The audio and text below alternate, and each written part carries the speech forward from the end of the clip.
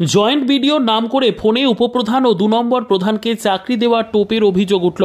মালদার গাজলে একটি অপরিচিত নম্বর থেকে ফোন করে জয়েন্ট বিডিওর নামে চেক ভাঙিয়ে গাজল 1 নম্বর গ্রাম পঞ্চায়েতের উপপ্রধান ও গাজল 2 নম্বর প্রধানকে চাকরির টোপ দেওয়ার কথা বলার অভিযোগ উঠল।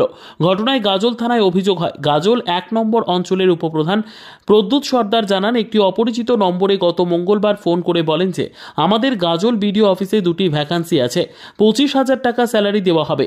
এছাড়া বলেন যে আপনি যদি আমার সঙ্গে পার্সোনাল কথা বলতে চান সেটা বলবো। উপপ্রধান এই বিষয়ে কোনো রাজি হননি। এদিকে গাজল 1 নম্বর উপপ্রধান প্রদ্যুৎ সর্দার বুধবার গাজল থানায় লিখিত অভিযোগ জানিয়েছেন। এছাড়াও বলেন শাসক দলের একটি চক্রান্ত জাল, এভাবে বিরোধী দলদের গায়ে কালি লাগানোর চক্রান্ত চলছে বলে জানান। উপপ্রধান জানিয়েছেন জাল প্রতারকদের ধরে দৃষ্টান্তমূলক সাজা দেওয়া উচিত। গতকাল ঠিক বেলা 12টা নাগাদ, 12টা সাড়ে 12টা নাগাদ একটা নাম্বার থেকে কল আসে হঠাৎ করে। সেখানে ফোন করলে তার পরিচয় দেয় জয়েন্ট বিডিও সাহেব বলে, এবং জয়েন্ট বিডিও সাহেব বলে পরিচয় দেওয়ার সঙ্গে সঙ্গে আমি ফোন কলটা আরও রিসিভ করি আর কি। সেইখানে বলা হয় যে পঞ্চায়েতে 2টো ভ্যাকেন্ট হয়েছে, যে ভ্যাকেন্সি হয়েছে সেটা হচ্ছে একজন কম্পিউটার এর জন্য লোক না হবে এবং আরেকটি কৃষি দপ্তরের জন্য একজন লোক নেওয়া হবে। তো সেখানে বলা হয় যে বিভিন্ন ক্রাইটেরিয়াগুলো 18 থেকে 35 বছরের মধ্যে, তাদের বেতন 26,000 থেকে 22,000 টাকার মধ্যে, এবং পরবর্তীতে একটা অফার করে যে আপনি কি এইগুলো পার্সোনালি ডিল করতে চান কি না।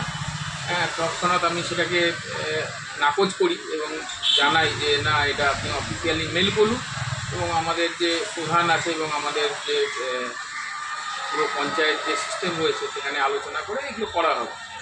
পরবর্তীতে আমি আবার ফের জানতে পারি যে গাজল 2-এও এইরকম ধরনের ফোন এসছে এবং পুরোটাই একটা ভুয়ো কল আসছে।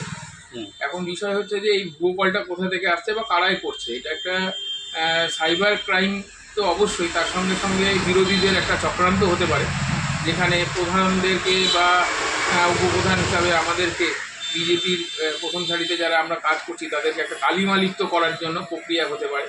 এই জন্য আমরা আজকে আইসি সাহেবের নিকট দ্বারস্থ হয়েছি এবং তাকে একটা কমপ্লেন, লিখিত কমপ্লেন আকারে আমরা দিয়েছি। গাজল 1-এর পক্ষ থেকে আমি লিখিত কমপ্লেন দিয়েছি, সেখানে কমপ্লেন রিসিভ হয়েছে এবং দ্রুত যাতে এর একটা সঠিক তদন্ত হয় তার জন্য আমি আইসি সাহেবকে অনুরোধ করেছি পার্সোনালি, এবং লিখিত আকারে সেটা দেওয়া হলো আর কি।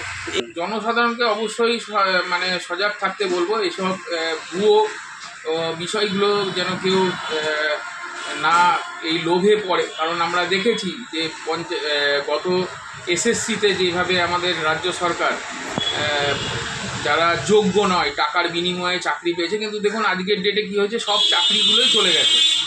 যারা যোগ্য ছিল, যারা যোগ্য ছিল না, পুরো প্যানেলটাই কিন্তু টাকার বিনিময় হয়েছিল বলে বাদ হয়ে গেছে। তো আমি বলবো যে এইরকম বিষয়ে কেউ পা দিবেন না। আগামী দিনে স্বচ্ছতার সঙ্গে থাকুন, মেরিটের ভিত্তিতেই চাকরিগুলো হোক। এর জন্য আমরা সব সময় বলে এসেছি। আমাদের বিরোধী দলনেতা শুভেন্দু অধিকারী শুরু করে আমাদের যে রাজ্য সভাপতি রয়েছেন সুকান্ত মজুমদার, সকলেই আমরা এই বিষয়ে আন্দোলন করছি যাতে সুযোগ্য যারা যোগ্য রয়েছে তারা যেন চাকরিগুলো পায়।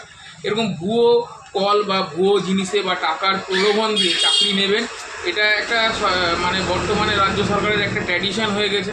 আজকে গুচ্ছেখানে এক গুচ্ছ মন্ত্রিসভার মন্ত্রীরা যেখানে দেখছেন যে আপনার কারাগারে বন্দী হয়ে রয়েছে। তো এই বিষয়গুলো থেকে সমস্ত, বিশেষ করে বিজেপির প্রধান যারা রয়েছেন বা বিজেপির যারা কার্যকর্তা রয়েছেন তারা সজাগ থাকবেন। কারণ বিরোধীদের এই চক্রান্ত থেকে সবসময় আপনারা সজাগ থাকবেন। কারণ এই মোটিভেটটাকে যে ঘুরিয়ে দেওয়ার একটা প্রচেষ্টা, যে বর্তমানে যে যারা যোগ্য নয় তারাও যে চাকরি করছিল, তাদের যে আন্দোলন, যারা যোগ্য তাদের যে আন্দোলন চলছে বর্তমানে গোটা রাজ্য জুড়ে, সেই মোটিভেটটাকে ঘুরিয়ে যাওয়ার জন্য একটা রাজ্য সরকারের প্রক্রিয়া, মানে রাজ্য সরকার যে তৃণমূল দল আছে তাদের এটা একটা প্রক্রিয়া হতে পারে, যাতে এই আন্দোলনটাকে জনগণের মুখ থেকে ঘুরিয়ে নেওয়া যায়।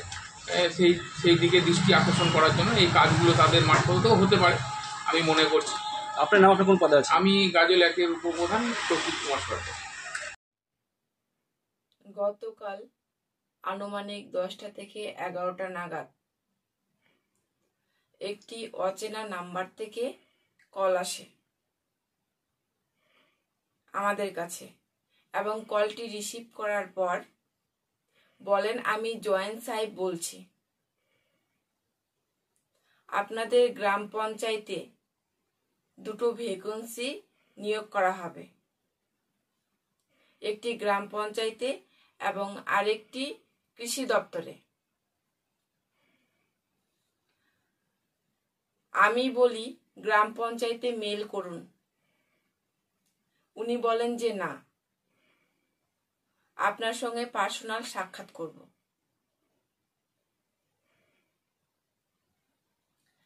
তারপর আমরা মেল পাঠানোর কথা বলি, গ্রাম পঞ্চায়েতে আলোচনা করে সরকারি সিস্টেমের মাধ্যমে আমরা নিয়োগ করার কথা বলি। এই বলে কলটি কেটে দেয়। তাই আমার সন্দেহ হয়। আমি তৎক্ষণাৎ বিডিও অফিসে খোঁজ নিয়ে দেখি যে এই নাম্বারে কোনো জয়েন্ট বিডিও আছে কিনা। বিডিও অফিস থেকে বলেছেন যে না, এই নাম্বারে কোনো বিডিও সাহেব, জয়েন্ট বিডিও সাহেব নেই। তাই আজকে আমরা থানায় একটা লিখিত অভিযোগ করলাম। যেহেতু আপনারা সবাই জানেন স্কুল শিক্ষকদের নিয়ে বিশাল দুর্নীতি চলছে, এইরকম একটা বড় দুর্নীতি হতে পারে যেটা অচেনা নাম্বার থেকে কল করে আমার সঙ্গে হয়েছে, এবং বিরোধীদের একটা চক্রান্ত হতে পারে, বা আমাকে কালিমালিত করার জন্য এটা একটা চক্রান্ত হতে পারে।